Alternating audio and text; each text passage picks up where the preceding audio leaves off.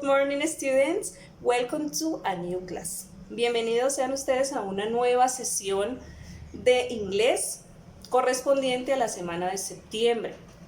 Yo espero que hasta la fecha estén desarrollando un proceso muy consciente, muy responsable y sobre todo que realmente se nos esté quedando algo sobre los temas que hemos venido trabajando. Ya nos queda esta guía de septiembre, octubre y noviembre. Y yo deseo de todo corazón que aunque no hayamos podido tener todas las condiciones para aprender el idioma, algo se nos haya quedado y sobre todo tengamos el gusto y la disposición por aprender inglés. Yo espero que esa semilla del gusto por el idioma no se pierda y que la sigamos cultivando no solo cuando terminemos ya este año con el favor de Dios, sino que ustedes de forma independiente, de forma autónoma, se hagan responsables y se comprometan con el aprendizaje del inglés. Bueno, en esta semana vamos a retomar el tema de los adverbios de frecuencia. Ustedes lo trabajaron en la guía anterior, los conocieron, un grupito de adverbios de frecuencia, pero ahora vamos a aprender a usarlos en oraciones. ¿Cuál es la posición que ocupa un adverbio de frecuencia cuando hago una oración? Ustedes ya tienen la lista de los adverbios de frecuencia. Muchos incluso ya se lo aprendieron. Eran solamente 9. Siempre, casi siempre, nunca, algunas veces, frecuentemente. Todas esas expresiones hacen parte de los adverbios de frecuencia. Pero la pregunta es, ¿cómo utilizarlo en una oración? Entonces, lo primero que nosotros debemos saber es que los adverbios de frecuencia en una oración ocupan el tercer lugar. ¿En qué lugar van los adverbios de frecuencia? En el tercer lugar. Que se nos grabe. Así cuando lo traduzcamos a español nos parezca raro o que ahí no va, en inglés el adverbio de frecuencia va a ubicarse en el tercer lugar. Eso es lo primero. Bueno, ¿qué tipo de oraciones vamos a realizar nosotros? Estuvimos trabajando el presente progresivo, hemos trabajado ya el presente simple del verbo to be y en esta ocasión voy a presentarles a ustedes la estructura del pasado simple del verbo to be. Ustedes ya conocen al verbo to be, que es este que está aquí, ¿cierto? Ustedes ya saben que el verbo to be en presente tiene 3 presentaciones, que es is, are y am. Esas son las 3 presentaciones que tiene el verbo to be en presente. Y en presente la traducción del verbo to be es ser o estar. De modo que si quiero hacer una oración, yo digo, yo estoy en clase, tú estás en la cama, ellos son de Medellín. Todas esas oraciones que para ustedes no son desconocidas, se realizan en presente simple. Ahora, ¿cómo sería el pasado simple del verbo to be? Nosotros ya no diríamos, yo estoy en clase, sino que como es pasado, yo diría, yo estuve en clase. ¿Vemos? Facilito. Ya no sería, tú estás en la cama, sino tú estuviste en la cama o tú estabas en la cama. Muy sencillo. Para ustedes, estudiantes de grado séptimo, ya los verbos y las conjugaciones verbales para ustedes ya no es complicado porque ya tienen una idea del verbo to be y cómo funciona ese verbo to be. A veces nosotros decimos que en todo el bachillerato solo nos la pasamos enseñando el verbo to be, pero resulta que es un verbo base porque él nos permite hacer diferentes conjugaciones en las que está involucrado el verbo to be. Por ejemplo, aprendimos el presente progresivo y eso ya es un avance, es un tema bastante avanzado y parte del verbo to be. Por eso es importante aprenderse bien el verbo to be en presente y en pasado. Es lo primero. Bueno, entonces voy a presentarles las formas del verbo to be en pasado. Resulta que ya no es ni are, ni is, ni am. Ya desaparece. ahora es pasado.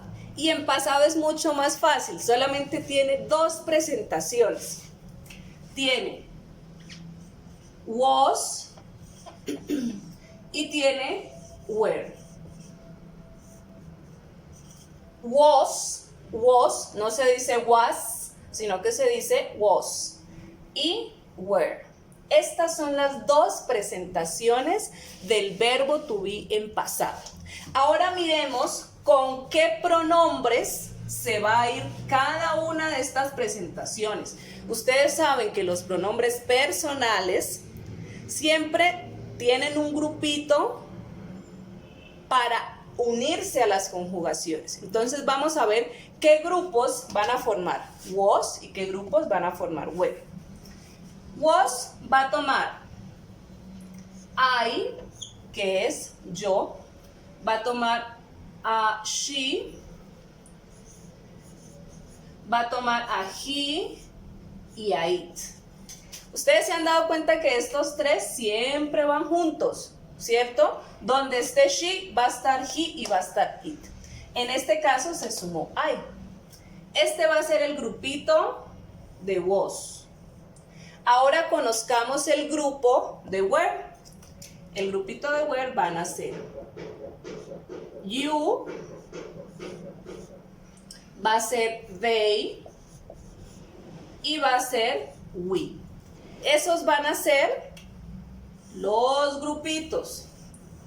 Este grupo no se puede juntar con este. No pueden hablar, no pueden conversar. Hay algunas excepciones, pero eso ocurre más que todo en el inglés conversacional. Cuando estamos conversando, que nosotros hacemos unas conjugaciones raras que no hacen parte de la gramática, pero en la conversación se entiende. Hay cantantes que dicen you was o dicen it were, ¿sí? No está bien gramaticalmente. En la gramática es exacto, como en español.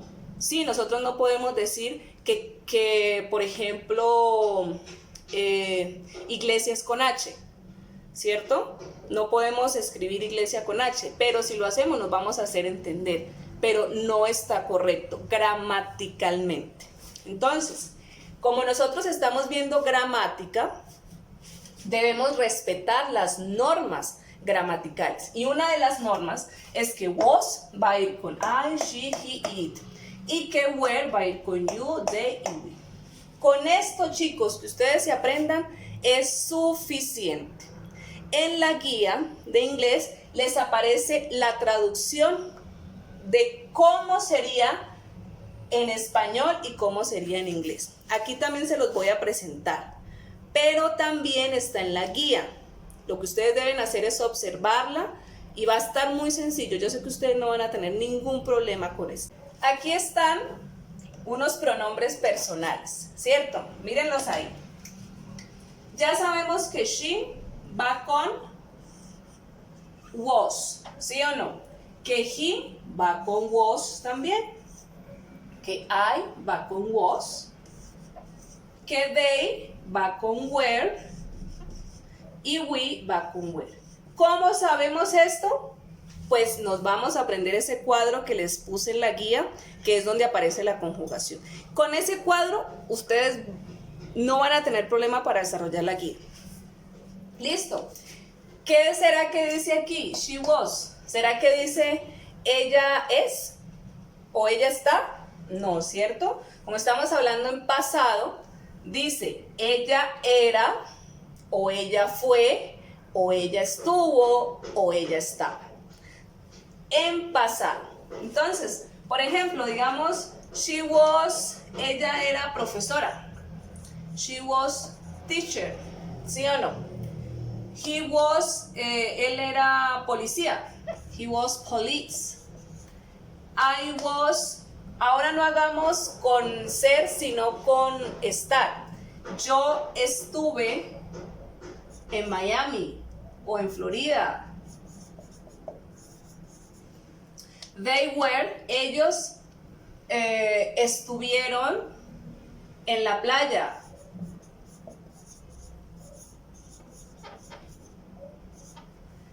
We were, nosotros fuimos amigos. ¿Ven? Muy sencillo. Entonces aquí tenemos unas oraciones que están realizadas en pasado simple del verbo to be. Nada más, ¿cuál sería entonces la estructura? Sujeto, verbo to be y complemento. ¿Cuántos verbos van a ir? Uno solo. En el presente progresivo, en ese tiempo que vimos, iban dos verbos, que verbo 1, verbo 2. Aquí no. Pasado simple solito.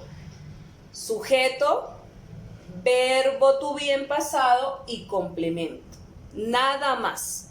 Que eso quede claro. Eso es todo el tema del pasado simple. Ahora, como yo necesito aplicar los adverbios de frecuencia, vamos a ver cómo sería una oración usando adverbios de frecuencia y en pasado simple del verbo to be. Tenemos estas oraciones aquí. Yo era siempre el mejor de la clase. Yo era siempre el mejor de la clase. Vamos a empezar a realizarla. Entonces, ¿cómo es yo? Usted ya lo sabe. I, ¿sí o no? Era. No va a buscar era en el diccionario, sino que usted va a mirar la guía donde le muestro cómo es el pasado del verbo to be. Usted ya lo sabe. Como es I, sería was, ¿sí o no? Ella era siempre. ¿Se acuerdan que les dije que siempre, nunca, casi nunca, todos esos adverbios de frecuencia van a ocupar el tercer lugar en la oración? Siempre, de tercero. ¿Estamos? Yo era siempre, ustedes ya saben cómo es siempre, always, el mejor de la clase.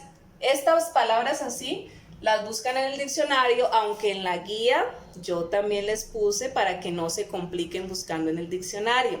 Se los facilité, así que todo va a estar en la guía. Hay que leerla bien y la guía nos va a ofrecer toda la información. No tenemos que buscar en Google, no tenemos que buscar en diccionario, en ninguna parte. Y cualquier duda, me contactan. Entonces, yo era siempre the best of the class. Yo era siempre el mejor de la clase. Muy bien. Ahora hagamos la segunda oración. Miren, la segunda oración tiene algo muy particular. Voy a hacerla acá para que la vean bien. Es que este tablero es bien grande.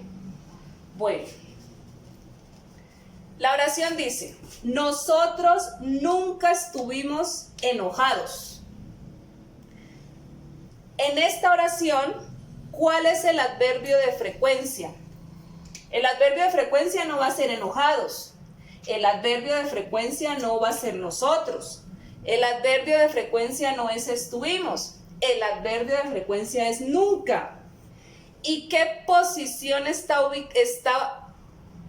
teniendo esta palabra en la oración? ¿Qué posición tiene en esta oración el adverbio de frecuencia? Está de segundo, pero está en español, así que no hay ningún problema porque la oración está en español. Cuando la pasemos a inglés, el adverbio de frecuencia no puede ir de segundo, va a ir de tercero. Entonces veamos. Nosotros, we, ¿sí o no? Nunca, ¿sigue nunca? No sigue nunca, sigue el verbo. ¿Cuál es el verbo? Estuvimos, el pasado del verbo to be. Como es we, sería were. Ahora sí, nosotros colocamos de tercero el adverbio de frecuencia. Never o never. Puede decir never o never. Nosotros nunca estuvimos enojados. Nosotros nunca estuvimos enojados. ¿Listo? ya nos quedó la oración. Eso es todo. Entonces, resumiéndoles, chicos, vamos a trabajar en esta semana el pasado del verbo to be, was y were. Sabemos que hay un grupo de pronombres que se va con was y un grupo de pronombres que se va con were. Hasta ahí vamos bien.